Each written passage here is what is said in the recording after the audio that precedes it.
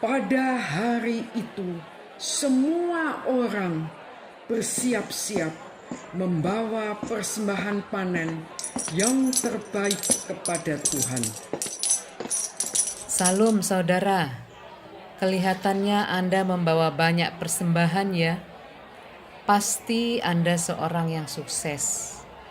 Kalau boleh tahu, Anda datang dari daerah mana? Shalom, saya dari Mesir. Leluhur saya sudah tinggal di sana sejak zaman Nabi Yeremia. Ya, panen saya sukses besar.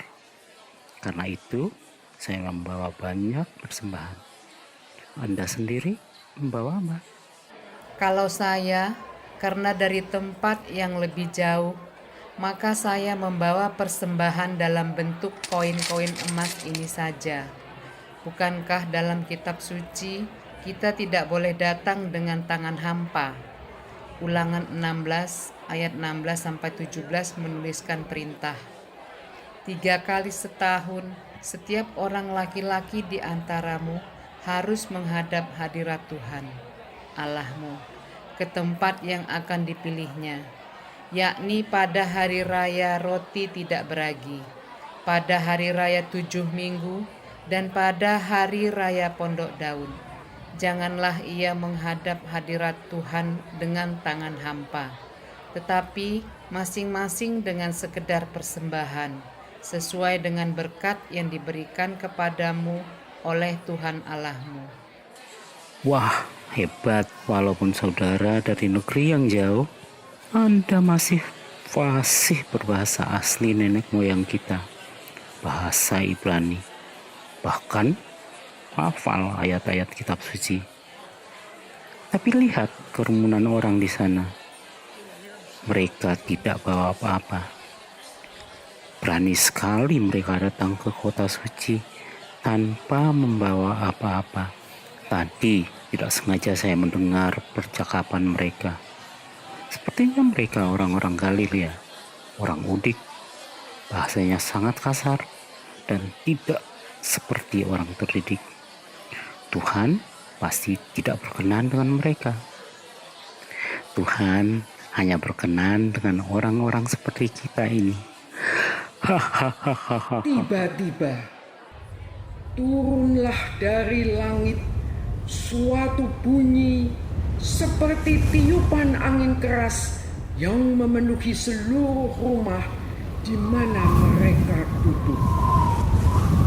Dan tampaklah kepada mereka lidah-lidah seperti nyala api yang bertebaran dan hinggap pada mereka masing-masing.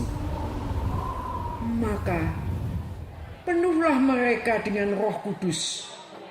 Lalu mereka mulai berkata-kata dalam bahasa-bahasa lain seperti yang diberikan oleh Roh itu kepada mereka untuk mengatakannya. Kira-kira bagaimana bisa mereka berkhotbah dengan wibawa dan menyampaikan kitab suci nenek moyang kita dengan fasih? Bukankah tadi Anda bilang mereka orang-orang kampung dan tidak terdidik? Lihat, mereka bahkan bisa berbicara dengan bahasa dari negara tempat kita merantau. Lalu Petrus mulai berkata kepada semua orang yang berkumpul. Jadi seluruh kaum Israel harus tahu dengan pasti bahwa Allah telah menjadikan Yesus yang kalian salibkan itu sebagai Tuhan. Sungguh berdosa hamba ini di hadapan Kristus yang kami hina itu. Betapa berdosanya kami. Persembahan yang berupa harta ini menjadi sia-sia di hadapan Allah.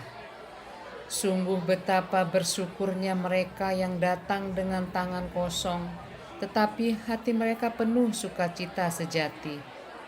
Betapa celakanya kami.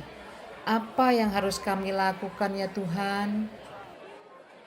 Bertobatlah dan hendaklah kamu masing-masing memberi dirimu dibaptis dalam nama Yesus Kristus untuk pengampunan dosamu.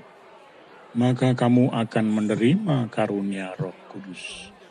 Sebab bagi kamulah janji itu, dan bagi anak-anakmu, dan bagi orang yang masih jauh, yaitu sebanyak yang akan dipanggil oleh Tuhan Allah kita.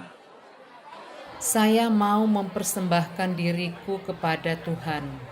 Iya, bukan hanya benda-benda ini, tapi seluruh hidup ini saya persembahkan kepada Tuhan. Benar, para murid Mesias ini datang dengan tangan kosong. Tetapi hari ini mereka mempersembahkan 3.000 jiwa kepada Allah. Sungguh ketika Allah memenuhkan manusia dengan rohnya, maka kita bisa mempersembahkan yang terbaik kepadanya. Ketika roh Allah memenuhi kita, semua kekurangan dan keterbatasan manusia tidak lagi jadi penghalang. Jarak, bahasa, pengetahuan, harta benda, dan identitas manusia tidak bisa menghambat atau mencegah pekerjaan roh Allah yang kudus. Sekarang roh Allah itu akan mengalir ke semua bangsa dan bahasa, mulai dari tempat ini, Yerusalem, sampai ke ujung bumi. Di mana ujung bumi? Di tempat saudara-saudara yang sedang mendengarkan kita.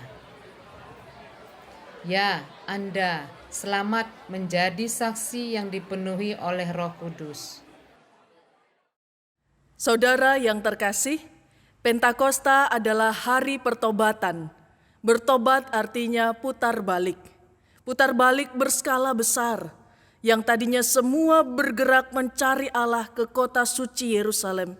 Yang tadinya semua datang meminta berkat Tuhan. Kemudian diputar balik oleh Allah. Dari Yerusalem pergi ke seluruh penjuru bumi. Menghantarkan berkat kepada semua makhluk. Pentakosta adalah hari lahirnya gereja. Gereja yang adalah persekutuan dari manusia yang berubah, yang diubahkan karena iman percaya kepada Tuhan. Orang-orang yang diubahkan bukan karena dia ingin, bukan karena dia mampu, tetapi karena kehendak Allah, karena kuasa Allah. Saudara, Pentakosta juga adalah hari Allah hadir, bukan di atas bumi sebagai anak manusia, tetapi di dalam hati sebagai pemimpin, sebagai pemegang kendali.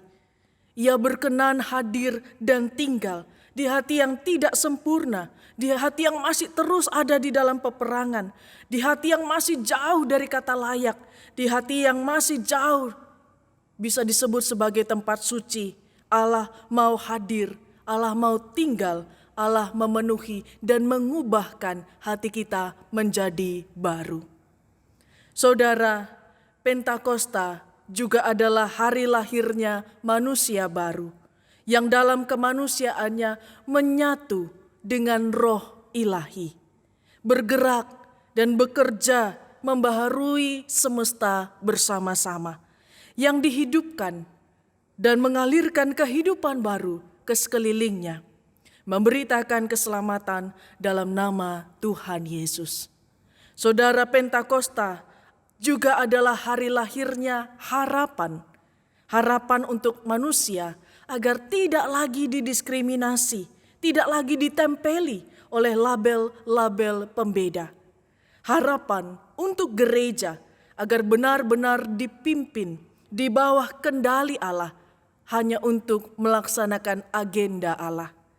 Harapan juga untuk bumi, agar bumi dipulihkan, disembuhkan, dan dibaharui. Selamat hari lahir gereja. Selamat hari lahir untuk alam semesta ciptaan. Reborn, be blessed. Selamat Pentakosta. Tuhan memberkati saudara sekalian. Amin.